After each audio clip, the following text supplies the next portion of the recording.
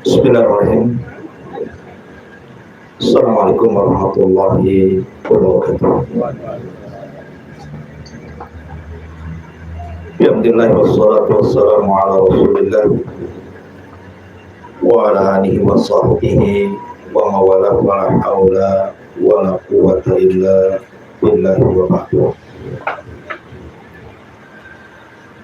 Alhamdulillah, segala puja dan puji milik Allah Subhanahu wa taala.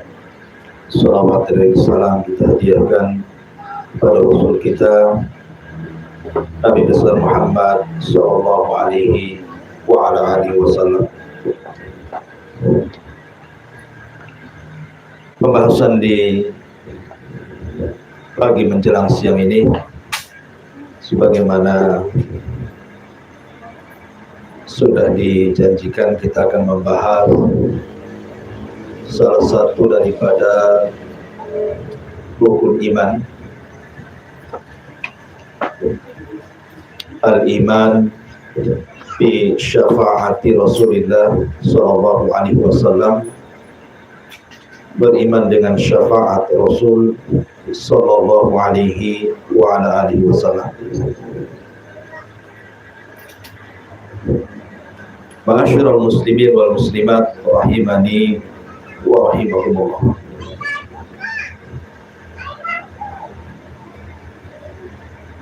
Kita tahu bahwa umat Islam ini dianugerahkan oleh Allah Subhanahu wa taala seorang nabi yang sangat sayang dengan umat. Kalau di dunia mungkin sudah jelas dan sering kita dengar, tapi kasih sayang Nabi SAW bukan sebatas di dunia saja, sampai ke akhirat. Makanya ketika Nabi SAW saat detik-detik sakaratul maut,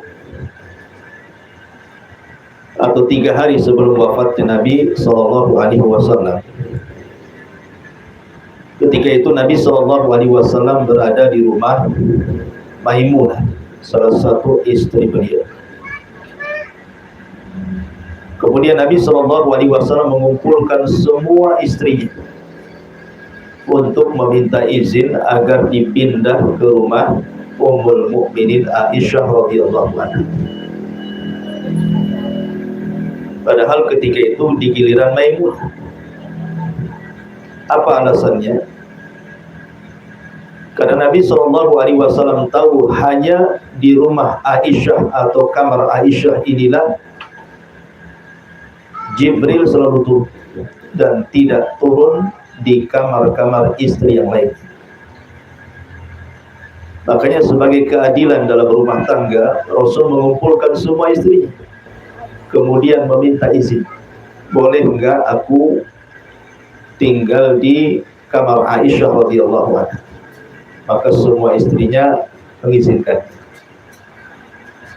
Maka Nabi SAW kemudian dipapah oleh Fadl ibn Abbas dan juga Ali bin Abi Thalib radhiyallahu anhu karena sudah tidak sanggup berjalan, sudah parah sakit. Sampai di rumah Ummul Mukminin Aisyah radhiyallahu anha. Sepanjang jalan itu sahabat Rasul menyaksikan bagaimana lunglainya Nabi SAW, sehingga sekejap saja tersebar ke seantero kota Madinah. Makanya ketika itu banyak para sahabat pada datang khawatir dengan Nabi SAW, sampai berjubel di Masjid Nabawi, sampai keluar. Nah, ketika Nabi sampai di rumah Aisyah radhiyallahu anha, maka Nabi SAW ingin beristirahat, tetapi mendengar kebisingan yang luar biasa dengan berdatangannya para sahabat dari mana-mana dan kumpul di masjid Nabi. Sehingga Rasul bertanya kepada Aisyah radhiyallahu anha, apa kebisingan ini? Maka Aisyah radhiyallahu mengatakan, mereka para sahabat, mereka takut akan kondisi. Maka kata Nabi SAW, boleh tidak aku menghadap mereka? Akhirnya kemudian Fadl dan Ali disuruh memapah lagi Rasul sampai kemudian naik di atas mimbar. Dan inilah khutbah terakhir Nabi, karena setelah itu tidak ada khutbah lagi, karena 3 hari setelahnya Rasul meninggal. Nah, salah satu khutbah Nabi SAW adalah, apakah kalian takut kepadaku? Innama mau'idukum fi haudi. Sesungguhnya pertemuan kita bukan di dunia, tapi pertemuan kalian dengan diriku adalah di telaga. Nabi SAW menjanjikan kepada para sahabat Nabi SAW bahwa pertemuan Rasul itu bukan sebatas di dunia, supaya para sahabat Nabi SAW tidak sedih dengan perpisahan Rasul di dunia, seolah-olah Rasul meninggal tidak akan berjumpa lagi. Maka Rasul mengatakan, tidak, pertemuan saya dengan kalian itu bukan sebatas dunia, tapi pertemuan saya dengan kalian itu kelak di telaga. Kemudian Nabi SAW mulai berkhutbah sampai kemudian Rasul pun turun dari mimbar. Kalimat Nabi SAW, Inna mau'idukum fi haudi, sesungguhnya perjumpaan diriku dan kalian di telagaku, menunjukkan Nabi SAW sayang dengan umatnya, tidak akan berpisah dengan umatnya sampai kelak ketika manusia berkumpul di padang mahsyar. Dan bentuk kasih sayang Nabi SAW dibuktikan di 3 tempat pada hari kiamat. Pertama, di telaga Nabi SAW, yang ini kita akan bahas. Yang kedua, saat hisab, pada waktu pemberian syafaat. Dan yang terakhir saat di titian Siratal Mustaqim.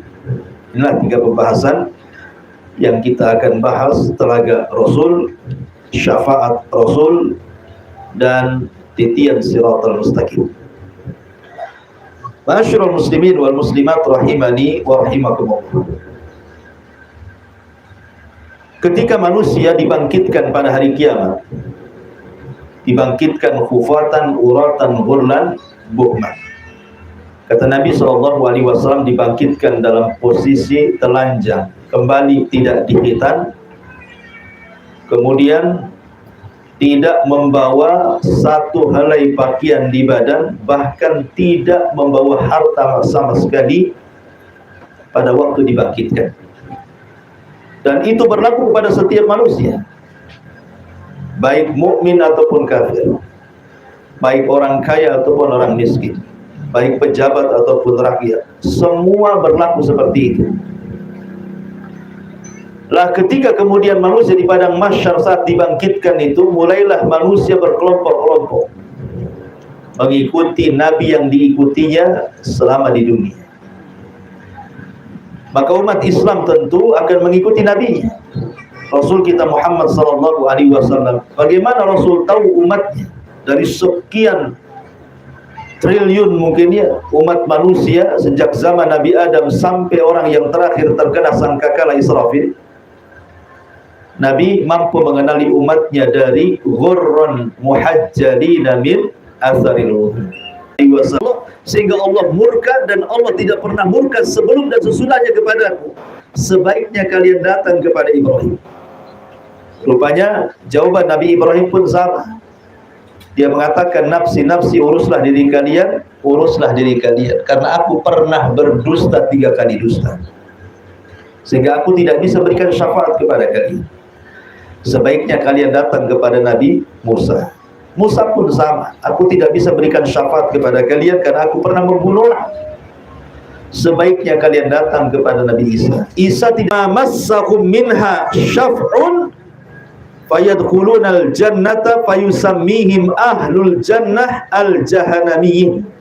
Akan keluar sekelompok kaum dari neraka setelah mereka disiksa di sana, orang-orang yang kehitam-hitaman, mereka lalu masuk ke dalam sorga, dan para penghuni sorga menamai mereka dengan Jahannamiyah, karena mereka terlalu lama di neraka Jahannam sampai gosong gitu ya.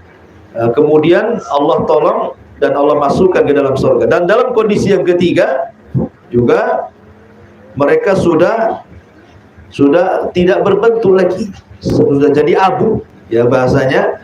Kemudian Allah Subhanahu wa taala masukkan ke nahrul hayah, air kehidupan, fayambut, maka tiba-tiba mereka tumbuh seperti kacang yang tumbuh dari bijinya kemudian jadi tanaman, baru kemudian dimasukkan ke dalam surga. Itulah kondisi-kondisi orang yang masuk ke dalam surga karena syafaat Nabi sallallahu alaihi wasallam. Baik. Kemudian ini syafaat khusus yang pertama yang disebut dengan syafaatul uzma ya.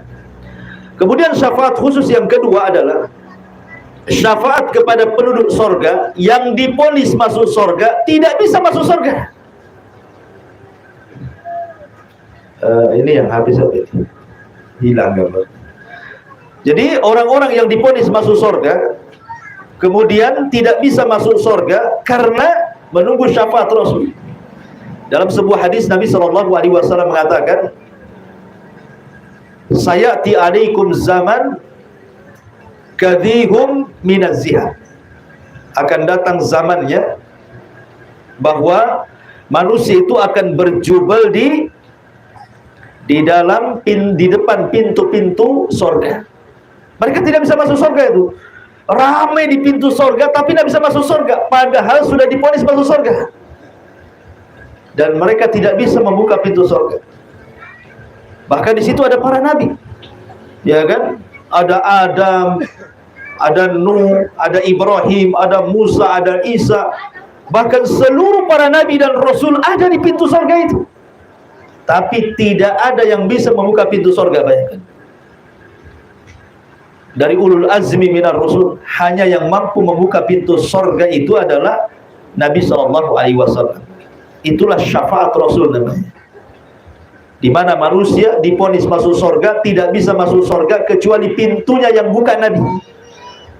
Kalau tidak dibuka Nabi, ya mereka akan berjubel-jubel aja di depan pintu surga itu. Mereka tidak akan bisa masuk. Ya. Makanya Nabi SAW mengatakan, ana awal man aftatihu babal jannah. Akulah orang yang pertama membuka pintu surga. Kemudian ketika dia mengetuk babul jannah, pintu surga itu, malaikat Ridwan mengatakan, man, siapa anda? Maka Rasul mengatakan, Muhammad, saya Muhammad. Maka malaikat penjaga pintu surga mengatakan, bika umirtu alla aftah li ahadin qabla. Karena wahai Muhammad, aku dilarang Allah tidak boleh membuka pintu surga selamanya. Akan tetapi setelah kemudian masuk surga, semuanya sudah tidak ada lagi yang di luar surga. Barulah kemudian pintu surga dibuka seminggu 2 kali, pada hari Senin dan hari Kamis dibuka ya pintu surga itu, supaya mereka tidak terkurung seperti penjara gitu ya. Jadi buka, kalau setelah sudah masuk surga semuanya, maka tiap minggu dibuka tuh, Kamis dibuka, Senin dibuka, dan begitu seterusnya. Kemudian juga yang ketiga, syafaat khusus kepada pamannya Abu Thalib. Kita tahu bahwa Abu Thalib ini adalah orang yang paling berjasa kepada Nabi SAW. Sayangnya dia tidak memasuk Islam itu saja. Padahal saat sakaratul maut itu, Nabi SAW berusaha untuk mengislamkan Abu Thalib, tetapi dia tetap memilih agama nenek moyangnya kan. Jadi ketika Abu Thalib meninggal dunia, sedihlah Rasul, karena tahu kan perjuangan Abu Thalib dalam membela Islam itu luar biasa. Sayang dia tidak masuk Islam saja. Makanya saat Abu Bakar membawa ayahnya Abu Quhafa ingin masuk Islam saat Fatu Mekah itu, ketika Abu Quhafa bersalaman dengan Rasul ingin berbaiat dan masuk Islam, Abu Bakar sempat menangis. Di saat momen bahagia justru dia menangis. Kata Nabi SAW, ya Abu Bakr lima tabki, wahai Abu Bakar, kenapa kau menangis? Ini momen bahagianya ayah mau masuk Islam, ya kan? Tapi Abu Bakar mengatakan, ya Rasul, kalau seandainya yang menjabat tangan kamu hari ini bukan bapakku tapi pamanmu yang sudah meninggal, maksudnya Abu Thalib, demi Allah itu lebih saya sukai gitu. Jadi Abu Bakar ingin berbagi kebahagiaan karena Rasul kan tahu cinta dengan Abu Thalib ya. Lah jadi suatu ketika Rasul ini sedang duduk bersama Abbas ibn Abdul Muttalib, dengan mengatakan, ya Rasul, kata Abbas, kamu kan tahu bahwa pamanmu Abu Thalib itu berjasa banyak kepada Islam, membela dirimu. Apakah jasanya akan bermanfaat pada hari kiamat, kata Abbas. Maka Nabi SAW mengatakan dia, ya la'allahu tanfa'u, ya boleh jadi bisa bermanfaat bagi dia. Kemudian Nabi SAW mengatakan, sesungguhnya aku melihat Abu Thalib berada di gelombang api neraka, tetapi kemudian aku selamatkan dan aku letakkan di neraka yang kedalamannya hanya sampai tumit Abu Thalib saja. Abu Thalib berada di sendal neraka, tapi itu cukup untuk mendidihkan kepalanya. Tetapi Abu Thalib tidak keluar dari neraka, jadi hanya diringankan azabnya saja. Dan ini oleh sebagian ulama ada yang menolak ini dikatakan syafaat khusus, karena syafaat itu kan harus keluar dari neraka dan masuk surga. Sementara Abu Thalib itu tidak keluar dari neraka selamanya, cuman diringankan saja. Makanya ada sebagian ulama menganggap sebagai syafaat khusus gitu ya. Kemudian yang keempat, syafaat kepada manusia dari umat Nabi SAW yang masuk surga tanpa hisab dan adab. Jadi ada dari umat Nabi SAW itu yang masuk surga tanpa hisab dan adab. Ini syafaat khusus bagi Nabi SAW. Adapun syafaat umum ini berlaku kepada semuanya. Ya, para nabi memberikan syafaat, para malaikat, para syuhada, dan begitu seterusnya. Kita akan rinci satu persatu. Pertama adalah syafaat Nabi SAW sendiri. Selain daripada 4 syafaat khusus, Rasul pun memberikan syafaat umum. Ini yang pertama. Kemudian yang kedua juga syafaat para nabi. Makanya dalam hadis Nabi SAW mengatakan, syafaatil malaikatu wa syafa'an nabiyyun. Para malaikat akan memberikan syafaat, dan juga para nabi akan memberikan syafaat. Mereka akan memberikan syafaat bagi umatnya, siapa yang berhak keluar dari neraka dan masuk ke dalam surga. Kemudian juga syafaat para syuhada. Nabi SAW mengatakan, yashfa'u syahid fi sab'ina min ahli baitihi. Orang yang mati syahid akan memberikan syafaat kepada 70 orang dari keluarganya. Jadi kalau ada di antara keluarga kita yang mati syahid, maka dia akan berikan syafaat kepada kita sebanyak 70 orang dari keluarganya. Dan itu berdasarkan banyak riwayat, salah satunya tadi yang sudah saya baca. Kemudian juga syafaatul wildan, syafaat anak kepada orang tuanya. Dan itu berdasarkan hadis Nabi SAW, la yamutu li ihda kunna salasatun minal waladi. Kata Nabi SAW, tidaklah meninggal satu di antara 3 anak. Fatah tabisahu, kemudian dia meminta pahala karena musibah yang menimpanya, illa dakhaltal jannah, kecuali engkau masuk surga. Kalau ada 3 orang anak meninggal dunia, kemudian dia sabar, kemudian dia mengharap pahala, maka engkau akan dimasukkan ke dalam surga. Sahabat bertanya, bagaimana kalau 2 Rasul? Tetap kau masuk surga. Bagaimana kalau 1 wahai Rasul? Engkau juga akan masuk ke dalam surga. Jadi kalau kita ditakdirkan punya anak, kemudian saat lucu-lucunya, saat bayinya setahun 2 tahun tua lucu-lucunya, tiba-tiba meninggal dunia, kemudian kita ikhlas, kemudian kita sabar, kemudian kita mengharap pahala dari kesabaran itu, maka anak itu akan jadi syafaat bagi kita pada hari kiamat. Nah, ini juga syafaat anak namanya. Kemudian juga syafaat orang-orang yang beriman, sebagian mereka dengan sebagian yang lainnya. Makanya ketika kemudian orang-orang yang beriman dimasuk dalam surga, orang-orang yang beriman dimasuk dalam surga, kemudian mereka tidak melihat salah satu kawannya, maka mereka mengatakan kepada Allah Subhanahu wa ta'ala, ya Rabb, aina ikhwanuna, di mana saudara kita itu yang kanu yusalluna ma'ana wa yasumuna ma'ana wa ya'maluna ma'ana, dulu di dunia dia salat bersama kami, puasa bersama kami, beramal bersama kami, kok tidak nampak di surga itu, kemana dia? Ya.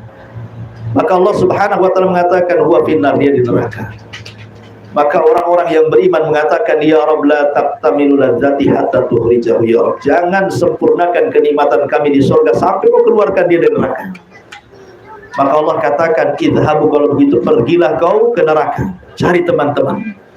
Ya, maka orang-orang yang beriman pun pergi ke neraka, kemudian mencari teman-teman yang beriman, yang Allah takdirkan masuk neraka kemudian diselamatkan. Ya. Jadi cukup kita punya kawan orang-orang yang beriman saja bisa menyelamatkan. Tidak perlu kemudian ada salah satu ajaran di Malaysia itu mengatakan kalian harus ikut ajaran kami, sebab kalau seandainya mati, maka kalau kalian masuk neraka, saya akan lemparkan serban saya, tangkap serban saya, kemudian saya akan angkat ke orang mancing. Siapa yang bisa kemudian menjamin dia bisa menyelamatkan? Tidak perlu seperti itu kan. Cukup kita berkawan dengan orang-orang yang beriman saja. Dan orang-orang yang beriman banyak di sekitar kita, tidak harus ikut ajaran tertentu kan gitu ya. Makanya kenapa Hasan Al-Basri rahimahullah ta'ala mengatakan istashibu min sahibikumus salih fa innahu yanfa'ukum yaumal qiyamah. Carilah teman-teman yang baik, karena teman-teman yang baik itu akan bermanfaat bagi kalian pada hari kiamat. Termasuk juga syafaat umum adalah syafaat Al-Quran. Al-Quran itu akan menjadi syafaat pada hari kiamat. Kata Nabi SAW, Al-Quranu syafi'un musyaffa'. Quran itu adalah pembawa syafaat dan pemberi syafaat. Termasuk juga puasa. Orang yang berpuasa akan memberikan syafaat puasanya kepada orang-orang yang melakukannya. Dan banyak lagi ya. Kemudian sekarang adakah di sana orang-orang yang diharamkan syafaat? Tidak mendapatkan syafaat sama sekali? Ya, ada 5 orang. 5 orang ini tidak akan dapat syafaat sama sekali. Siapa 5 orang ini? Yang pertama, at-talabbus bisyirki, orang yang sehari-hari mengerjakan kesyirikan. Orang yang membuat dosa syirik dan tidak bertobat tidak akan dapat syafaat. Berdasarkan firman Allah surah An-Nisa ayat 48. Kemudian yang kedua, zulmul imam lil ibad. Seorang penguasa, seorang presiden, menteri, atau mungkin paling rendah ya tingkat RT RW lah kan itu. Maka kalau mereka kemudian melakukan kezaliman kepada bawahannya, kata Nabi SAW, sinfani min ummati lan tanalahum syafa'ati yaumal qiyamah imamul zalim. 2 golongan dari umatku yang tidak akan dapat syafaat diriku pada hari kiamat, salah satunya imam yang zalim, imam yang tidak amanah. Kemudian yang ketiga, at-takdzib bisyafa'ah, orang yang mendustakan adanya syafaat tidak akan dapat syafaat. Jadi kalau orang tidak yakin dengan syafaat, justru dia tidak akan dapat syafaat. Dan itu berdasarkan sabda Nabi SAW, man kadzdzaba bisyafa'ati falaysa lahu fiha nasibun minas syafa'ah. Orang yang mendustakan syafaat, justru dia tidak akan mendapatkan syafaat pada hari kiamat. Maka jangan pernah dustakan adanya syafaat. Kemudian yang keempat, al-ihdatsu fid din, orang yang selalu berbuat bid'ah dalam Islam. Orang yang selalu mengadakan perbuatan yang tidak pernah diajarkan Rasul, dia lakukan. Maka mereka tidak akan mendapatkan syafaat pada hari kiamat. Berdasarkan riwayat Nabi SAW bahwa orang-orang seperti ini tidak akan dapat syafaat. Buktinya orang-orang ini diusir dari telaga. Ketika hendak mendekati telaga Rasul, kemudian diusir para malaikat. Apa kata Rasul? Biarkan mereka umatku. Kemudian Allah mengatakan, jangan pernah mereka minum dari telagamu, karena mereka ghayyaru wa baddalu, sudah merubah-rubah petunjukmu dan jauh daripada sunnah. Ya. Jadi orang-orang yang berbuat hal yang baru dalam agama, maka mereka tidak dapat syafaat. Dan yang terakhir, la'anuna, orang yang suka melaknat, orang yang suka mencaci memaki gitu. Dan pada hari ini orang caci maki itu mudah sekali. Baik suami istri, baik orang ke tetangga, baik teman ke teman gitu ya. Kalau ada urusan itu udah mainnya itu main laknat saja, main caci maki, keluarlah kata-kata binatang, kata-kata kasar kan. Dan sekarang mudah saja. Orang marah itu bukannya wudu, malah mengeluarkan makian gitu. Padahal Rasul mengatakan kalau lagi marah wudu, kalau marahnya posisi berdiri duduk, kalau habis duduk masih marah berbaring, kalau masih berbaring marah wudu, kalau masih wudu marah sholat, kata Rasul kan. Ini enggak ada tuh marhala-marhala berdiri duduk langsung dimaki gitu ya kan. Ada orang-orang yang suka mencaci, memaki, melaknat. Kata Nabi SAW, innal la'anina la yakununa syufa'a wala syuhada yaumal qiyamah.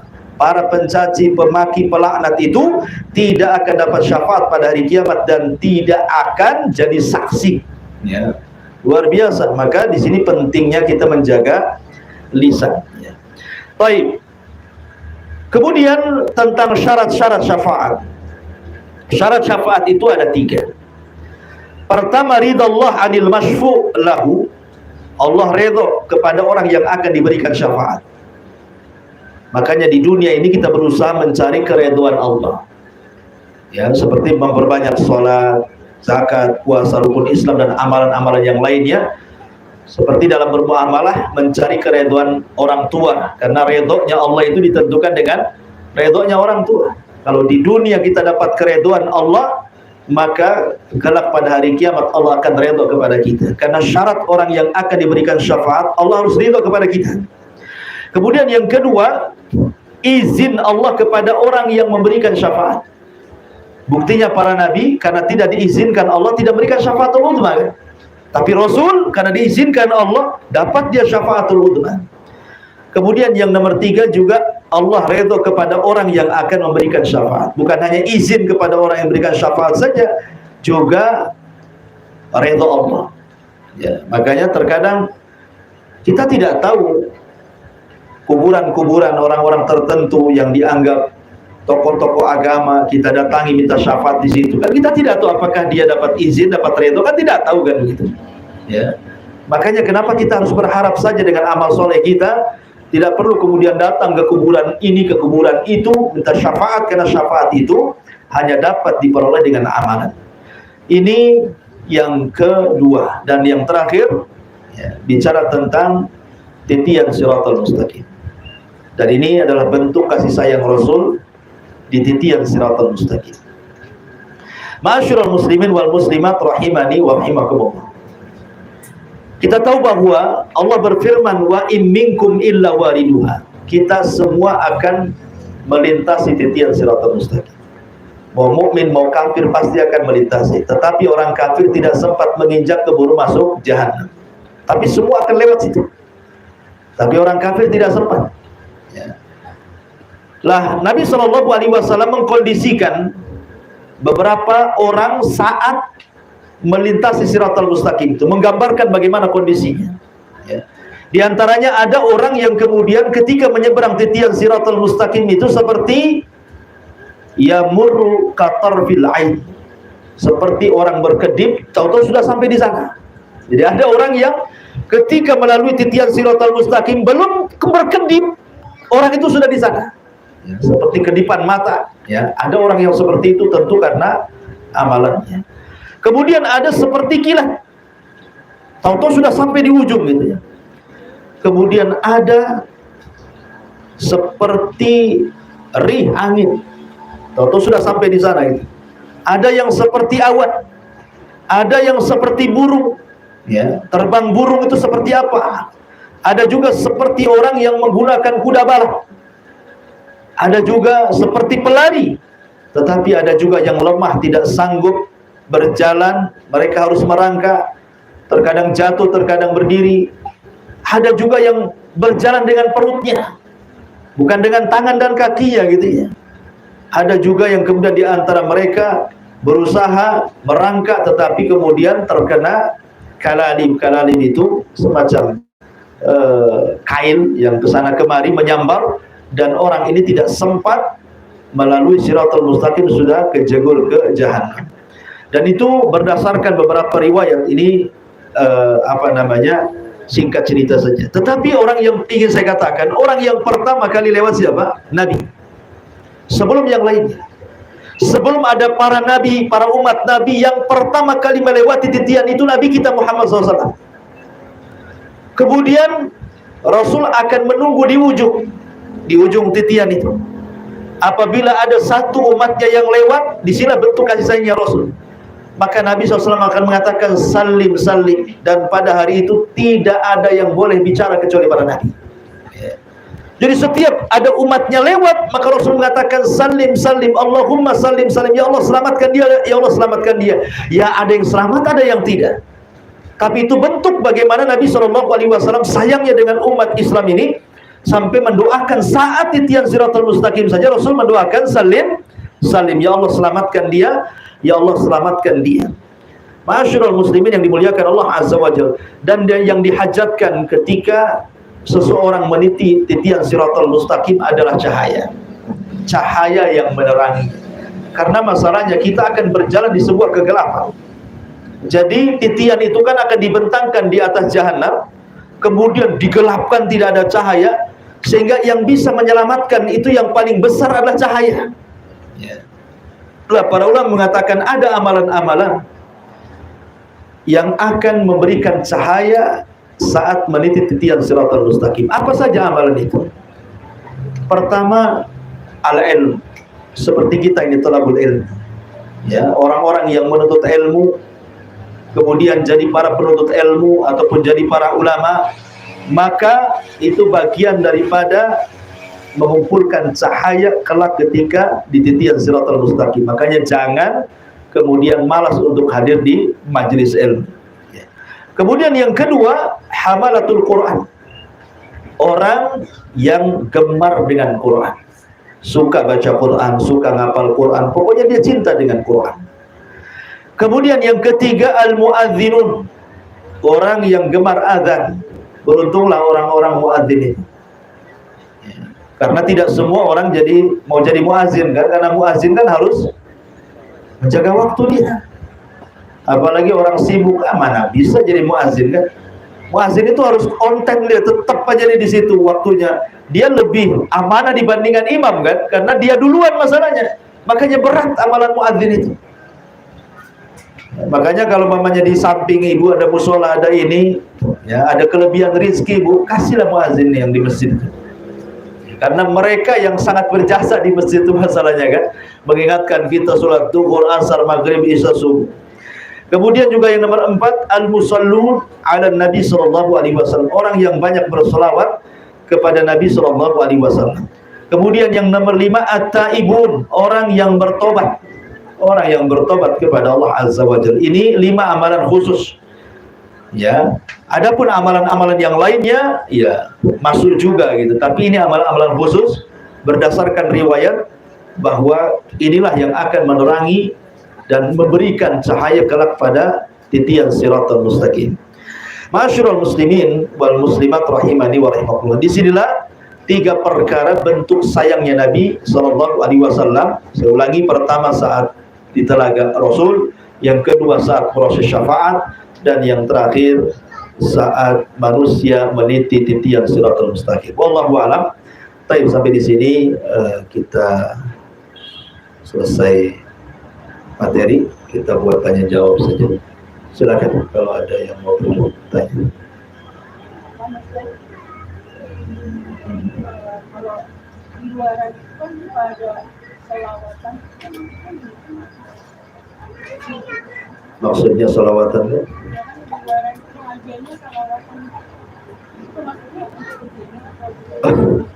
Ya maksudnya selawat di sini ya selawat yang syar'i. Ya, solawat-solawat yang memang secara lafaz diajarkan Nabi. Kemudian juga yang kedua, diamalkan mencontoh Nabi. Tidak semua yang lafaznya sesuai dengan yang diajarkan Nabi kemudian ditempatkan di tempat yang memang disuruh Nabi kan itu. Apalagi kalau seandainya lafaznya tidak diajarkan Nabi, buat lafaz sendiri, diletakkan pula pada tempat-tempat yang Nabi tidak pernah meletakkan sholawat itu di situ. Ya, kita ikut sunnah saja lah. Pokoknya hari Jumat, jelas-jelas tuh hari Jumat kan harus banyak bersolawat. Disitulah kita banyak bersolawat. Di hari Jumat tidak pernah bersolawat pula gitu kan. Di tempat lain pula dia rajin solawat. Sebenarnya solawat tiap hari gak ada masalah. Allahumma sholli ala Allahumma sholli ala. Sambil berjalan, sambil masak, sambil ke pasar kan bisa. Kata Allahumma sholli ala Allahumma sholli ala. Karena menyebut-nyebut Nabi itu tanda sayang, tanda cinta. Kita kalau cinta dengan orang pasti menyebut-nyebut namanya. Terbayang dia, ya kan? Ketemu orang padahal bukan dia, disangka dia. kayak dia, padahal bukan, kan itu ya. Makanya ketika kita kemudian cinta kepada orang kan harus menyebut-nyebut namanya. Ketika kita terus berselawat setiap hari, setiap jam, itu berarti menunjukkan kita cinta dengan Nabi. Dan ketika cinta dengan Nabi, pasti Nabi cinta dengan kita. Karena setiap satu kali selawat kita akan disampaikan oleh malaikat ke kuburan Nabi. Kemudian Nabi SAW akan menjawab 10 kali lipat selawat kita kan itu. Jadi ada malaikat-malaikat itu yang Allah ciptakan hanya untuk menyampaikan selawat saja. Jadi kalau saya mengatakan Allahumma sholli ala Muhammad, ini malaikat yang dengar salawat anak ini, dia langsung melesat ke kuburan Nabi, kemudian menyampaikan, ya Rasul, Abu Hurairah bersalawat kepadamu, kan? Maka Rasul akan mengatakan, mendoakan 10 kali lipat dari salawat saya. Coba bayangkan kalau sehari 100-200 kali, kita mendapatkan doa kali 10. Nggak luar biasa.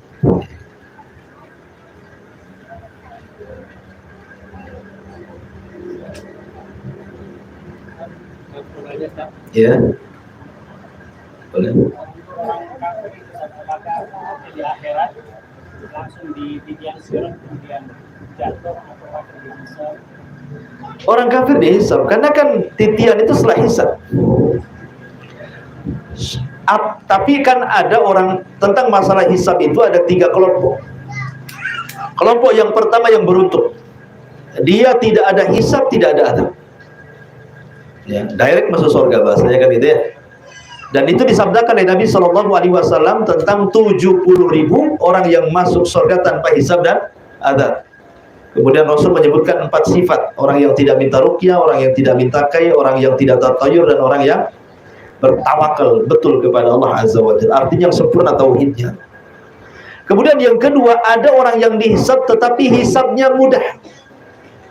Mudah hisabnya, sehingga dia tidak lama-lama di padang mahsyar itu. Tidak harus 50.000 tahun dari padang mahsyar, karena hisabnya mudah. Ada hisabnya sulit. Lah apa bedanya hisab mudah dengan hisab sulit itu? Hisab mudah itu adalah dalam bentuk al-ardu.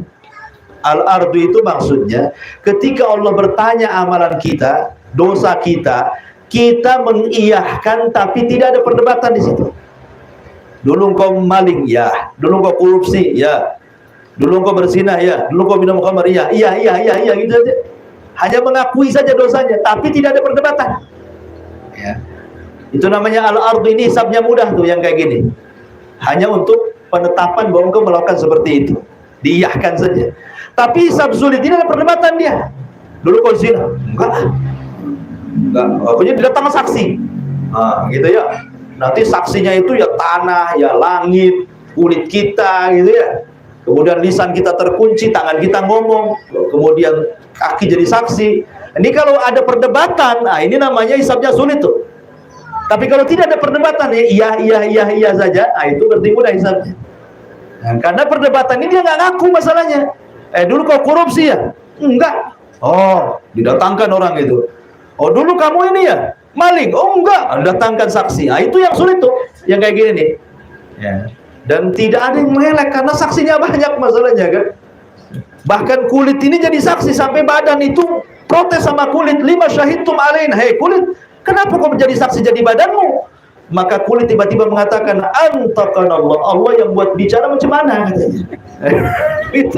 Jadi kulit kita loh, kalau kulit kita jadi saksi, cuma ada cara ngelak. Ya, lawyer sendiri yang hebat gitu ya. Di dunia, di akhirat butuh lawyer juga dia. Tapi tidak ada lawyer kecuali amalannya. Jadi begitu. Jadi orang-orang kafir itu dia tidak sempat meniti sebenarnya, tapi sudah berjubel titian Siratul Mustaqim, baru melangkah sudah jatuh. Sehingga kemudian mereka itu tidak sempat meniti, orang-orang kafir itu. Yang sempat meniti itu 2 kelompok, mukmin dan munafik. Ya, mukmin dan munafik. Kenapa orang munafik kemudian diberikan kesempatan meniti?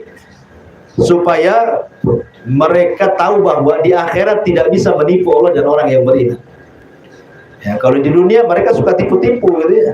Di akhirat dia nggak bisa menipu. Ketika kemudian orang munafik berjalan, kemudian padam cahayanya, datang orang yang beriman dan mengatakan, boleh nggak saya minta cahaya? Kata orang beriman, nggak bisa. Ya, kamu cari cahaya ke belakang lagi lah sana. Ketika dia balik ke belakang, justru masuk neraka gitu ya. Jadi hanya yang mampu melewati orang-orang yang beriman saja. Dalam kondisi ya tadi seperti tadi, ada yang seperti kilat, ada yang seperti ini gitu ya. Ada juga Allah takdirkan harus jatuh. Bahkan di zaman Rasul pernah mendengar suara ledakan gitu ya. Kemudian Rasul mengatakan, tahukah kamu suara apa itu? Kata sahabat, tidak tahu, Allah dan Rasul yang tahu. Kata Rasul, itulah sebuah batu yang jatuh dari titian sebesar unta 70 tahun baru sampai di dasar jahanam. Itulah ledakannya kata Nabi SAW. Wallahu a'lam. Iya, sorga itu menurut Ibnu Taimiyah memiliki 6.500 kurang lebih tingkatan berdasarkan jumlah ayat dalam Al-Quran. Kenapa Ibnu Taimiyah beristimbat hukum bahwa tingkatan di sorga itu sejumlah ayat dalam Quran? Ketika membacakan hadis Nabi SAW, ketika Allah memanggil para penghafal Quran, para penggemar Quran di sorga itu, apa kata Allah? Iqra, baca kamu. Jadi Quran itu bukan hanya dibaca di dunia saja, di sorga pun akan dibaca. Iqra, baca Quran kamu. Wartak naik. Ya, pilih tingkatanmu di sorga itu. Waratil, tartilkan bacaanmu sebagaimana kau mentartilkan bacaanmu di dunia. Fa inna manzilataka inda akhiri ayatin taqra'uha. Karena kedudukanmu kelak di sorga itu disesuaikan dengan banyak tidaknya surat yang terakhir kau baca di dunia.